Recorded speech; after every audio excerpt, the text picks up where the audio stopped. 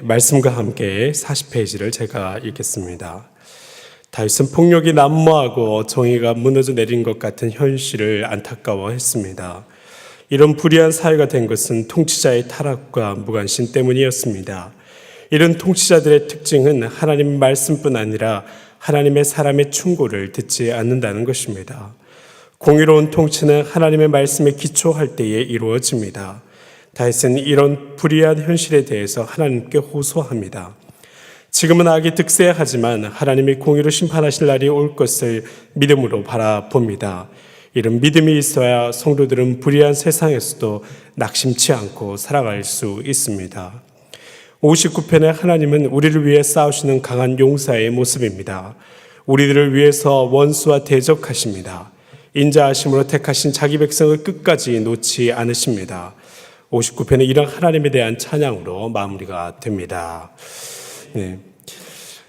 이전에 한 영화의 카피 중에 법은 멀고 주먹은 가깝다라는 그런 말이 있었습니다. 땅에는 폭력이 가득하고 인간 세상에는 정의가 없다는 것을 말하고 싶은 것입니다. 58편의 시편은 바로 이런 가슴 아픈 현실을 언급하면서 시작되는 그런 말씀입니다. 많은 시편에서 악한 사람들이 강성하고 성공하는 현실 때문에 낙심하는 마음을 담아 드리는 기도들이 있습니다. 특별히 믿음과 또 순종하는 삶을 통해서 사는 사람들이 그런 악인의 성공을 보면서 시험에 드는 것입니다. 이 시편 58편의 말씀이 바로 그런 호소 가운데 하나의 말씀입니다. 이 말씀의 시편의 기자가 권력을 가진 자를 비난하는 것으로부터 시작합니다. 그들은 의와 공의를 말할 의무가 있고 그것을 실현해낼 그런 힘이 있지만 오히려 악하고 이 강포를 말하는 권력층을 향해서 이들은 비난하고 있는 것입니다. 공의가 없는 것은 인간 사회가 피할 수 없는 자연 법칙이 아닙니다. 태풍이 오고 지진이 나고 이런 것들은 자연재해입니다. 사람이 어찌어찌 한다고 이런 것들이 막아지는 것이 아니라 그저 대비할 수밖에 없는 일이죠.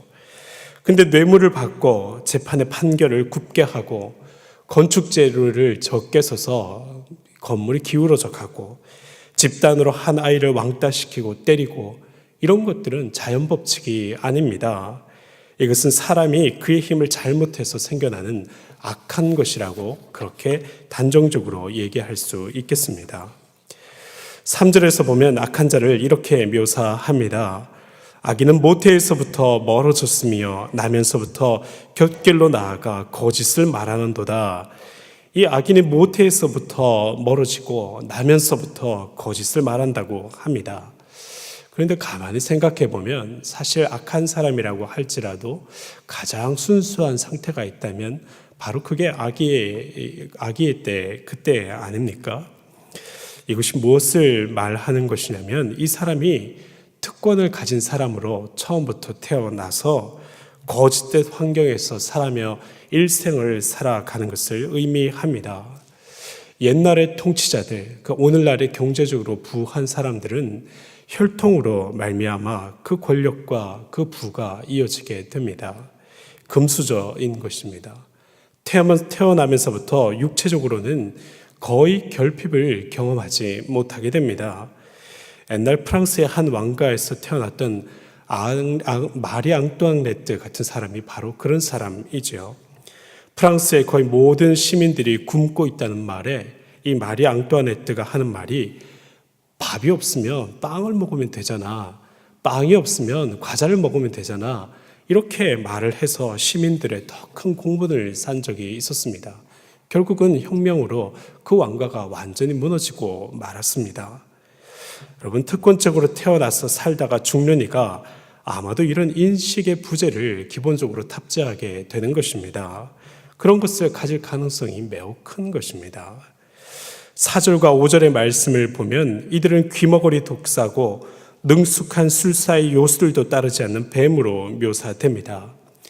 이 뱀으로 묘사되는 이유가 또 독사로 묘사되는 이유가 이들이 이빨을 가지고 있고 맹독을 가져서 해를 끼칠 가능성은 매우 큰데 반해서 귀가 멀고 훈련을 잘 시키고 또 피리를 불어서 움직이는 그런 술사조차도, 그런 자들의 말조차도 듣지 않기 때문에, 그런 교만을 가졌기 때문에 도무지 통제가 안 된다는 것입니다.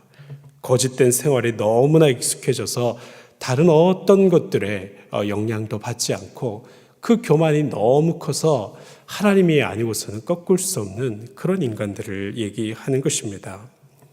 이 58편의 기도는 이런 권력자들의 폭력과 범죄 앞에서 힘없는 자들이 쓰러져 가는 것에 대해서 탄식하고, 당신의 강한 능력으로 도우시기를 구하는 애절하고도 뜨거운 그런 기도인 것입니다. 이런 권력자들이 흐르는 물처럼 사라지고 뜨거운 낮의 햇빛에 말라가는 달팽이같이 되게 해달라고 그렇게 끔찍한 저주를 합니다.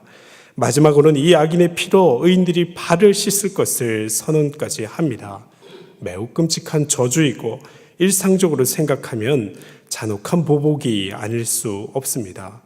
그러나 반대로 또 생각해 보면 오랫동안 여러 사람에게 크나큰 해악을 끼친 사람들의 그 죄가 그냥 죄가 아니라 누적된 죄라는 것입니다. 또 그뿐만 아니라 혼자서 여러 사람을 압제했길래 1대1로 한 개인이 저지른 죄가 아니라 한 번만 하여도 어마어마한 많은 죄가 동시에 저질러지는 그런 구조적인 악을 조장했던 것입니다. 오늘날의 김정은 같은 사람을 보십시오. 자신의 권력 안에서 모든 사람을 짓밟고 있습니다. 민족의 평화를 깨트리고 자기의 놀이도구로 삼습니다. 오랜 세월 동안 이 사람들이 저지른 이런 일들이 적다 하겠습니까? 그 누적된 분노가 폭발할 때에 누가 그를 감히 보호하겠습니까? 이런 때가 오기 전에 권력자들은 스스로 겸손해져야 합니다. 스스로 청지게 된 사명을 생각해야 됩니다. 왜냐하면 진실로 하나님은 살아 계시고 이 땅에서도 심판을 행하시기 때문입니다. 사람의 말이 진실로 의인에게 갚음이 있고 진실로 땅에서 심판하시는 하나님이 계시다, 이렇게 말을 합니다. 여러분, 하나님은 보복하십니다. 하나님은 이 땅에서 공의를 감당해야 될 책임 있는 자들이 할 일을 못하는 상황에서 모든 약자들의 대변자가 되어서 반드시 보복하십니다. 그리고 그 보복을 통해서 질서를 회복하십니다. 우리가 궁극적으로 하나님 앞에서 이 두려움을 놓쳐서는 안 됩니다. 이것이 우리가 형통할 때에도 자신을 지키는 기준으로 삼아야 됩니다. 조금 성공했다고 해서, 조금 권력에 올랐다고 해서 이 사명을 잊어버려서야 하나님 앞에 분노를 쌓아가는 그 보복의 하나님이 눈앞에 들이닥치는 일이 곧 다가오게 되는 것입니다. 잘 될 때에 특히 하나님 앞에 겸손하게 서고 행하여서 그 받은 복이 영속해지는 그런 은혜를 입어야 되겠습니다. 특별히 우리 시내의 모든 성도들이 하나님께서 주시는 복으로 성공하기를 원합니다. 그러나 그 성공이 되었을 때 하나님 앞에 겸손하여서 영속된 복을 찾아 손손 누리시기를 주님의 이름으로 축원드립니다. 59편의 말씀은 사나운 이방의 통치자들의 문제입니다.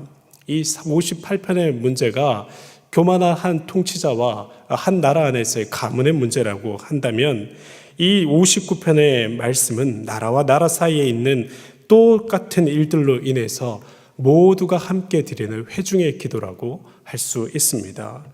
야심이 많고 자기의 힘이 대단하다고 여기는 예전의 통치자들은 때가 되면 반드시 전쟁을 일으켰습니다. 때가 되면 원정을 떠나고 그것을 이웃 나라를 쳐서 자기의 전리품으로 삼았고, 그리고 그 모든 빼앗은 전리품으로 또 자기의 부를 더하게 하는 것이 원정의 이유입니다. 5절의 말씀을 한번 보십시오. 59편 5절의 말씀 한 목소리로 한번 읽어보겠습니다. 시작. 주님은 만군의 하나님 여호와 이스라엘의 하나님이시오니 일어나 모든 나라를 벌하소서. 악을 행하는 모든 자들에게 은혜를 베풀지 마소서라고 얘기합니다. 이 나라들이 일어났습니다. 한 나라가 아닙니다. 나라들이 일어난 것입니다. 강한 왕을 중심으로 연합군을 형성하고 평화로운 나라들을 침략해 오는 것입니다. 그렇게 전쟁을 통해서 자기의 유익을 취하고 그리고 자기의 야망을 실현해 가려고 하는 것입니다. 이런 호전적이고 자기의 교만함 때문에 전쟁을 일으키는 나라들을 하나님께서 벌해 주시기를 이렇게 기도하고 있습니다. 이들은 입으로는 상스럽고 그 교만함이 그의 입에서 드러난다, 그렇게 얘기를 합니다. 7절 말씀에서도 한번 보면 그들의 입으로는 악을 토하며 그들의 입술에는 칼이 있어 이르기를 누가 들으리요 라고 그렇게 말하는 것입니다. 누가 듣겠느냐? 내가 이렇게 전진하고 나의 교만을 뽐내더라도 누가 이것에 대해서 함부로 토를 달겠느냐 하고 그렇게 교만하게 얘기하는 것입니다. 내 힘이 넘치고 이 땅에서 신과 같은데 어느 신이 나를 대적하겠으며 어느 사람이 나에게 뭐라 하겠느냐 하고 그렇게 교만이 머리를 쳐드는 것입니다. 사실 이스라엘은 이런 역사를 경험한 적이 있습니다. 히스기야 왕 때에 아수르가 쳐들어오죠. 그리고 이 예루살렘 성을 전체를 둘러싸고 앉아서 그때 선봉장으로 찾아왔던 랍사게라고 하는 한 장군이 있습니다. 그리고 이 사람이 통역하는 사람을 데려와서 히브리어로 이 이스라엘 사람들의 길을 꺾고자 하고 또한 교만이 얘기하면서 내가 지금까지 수많은 전쟁을 치러왔지만 그 민족의 신들이 누가 자신들을 구원했느냐? 그 민족들이 다 자신들의 신에게 그렇게 빌었지만 그 어떤 신도 그들을 우리의 손에서 구해내지 못했다 하고 그렇게 얘기를 합니다. 지금도 마찬가지다. 너희 이스라엘 사람들도 우리의 군대 앞에 패배하고 너희의 부르짖는 그 여호와가 전혀 힘을 쓰지 못할 것이라고 그렇게 얘기를 하게 되죠. 근데 이 말을 들고 히스기야가 기도하는 초소로 올라갑니다. 그리고 랍사게가 우리를 조롱하고 하나님을 조롱하면서 이와 같이 말했다고 그렇게 얘기를 합니다. 그때 하나님께서 임하셔서 그 군대를 하루아침에 몰살시켜 버리시죠. 그리고 그것을 전체적으로 통제해왔던 그 모든 군대가 물러갔을 뿐만 아니라 그들을 다스렸던 왕조차도 본국으로 돌아갔을 때 자식들의 손에 칼에 찔려 죽게 되는 그런 역사를 만나게 됩니다. 이것은 역사 속에서 실제로 기록되어 있습니다. 아수르 군대가 예루살렘으로 쳐들어왔다가 흑사병을 만나서 18만이나 되는 엄청난 군대가 몰살하고 그 왕이 돌아가서 암살당했던 사건이 실제로 역사에 기록되어져 있는 것입니다. 여러분, 사람들이 이렇게 자기가 어느 신이 내 소리를 듣겠느냐 하고 얘기할 때에 하나님께서 이 모습을 보고 비웃으시는 것입니다. 8절 말씀을 저희가 한번 보십시다. 여호와여 주께서 그들을 비웃으시며 모든 나라들을 조롱하시리이다 라고 얘기합니다. 교만하여 머리를 쳐드는 꼴을 보면 사람도 보기에 좋지 않아 보이거늘 하물며 하늘의 보좌에 앉으신 분이 그 모습을 보면 얼마나 꼴같지 않게 보이겠습니까? 랍사게와 아수르의 군대는 하루아침에 질병에 전멸당하고 그들을 보냈던 아수르의 왕이 본토로 돌아가서 권력투쟁이 휩싸여서 칼에 찔려 죽는 역사가 그저 일어나는 예 아닌 것입니다. 하나님께서 그들을 향해서 비웃으시고 진노하게 되었을 때 그들이 그들의 입으로 했던 말을 그대로 돌려받고 있는 것입니다. 13절 말씀에 진노하심으로 소멸하시되 없어지기까지 소멸하사 하나님이 야곱 중에서 다스리심을 땅 끝까지 알게 하소서라고 얘기합니다. 하나님은 때로 진노와 분노로 그의 권위를 드러내십니다. 그의 존재감을 나타내십니다. 이것은 이유 없는 화가 아니라 힘을 가진 사람들의 교만함으로 평민들의 삶이 수탈당하고 온 질서가 무너졌기 때문입니다.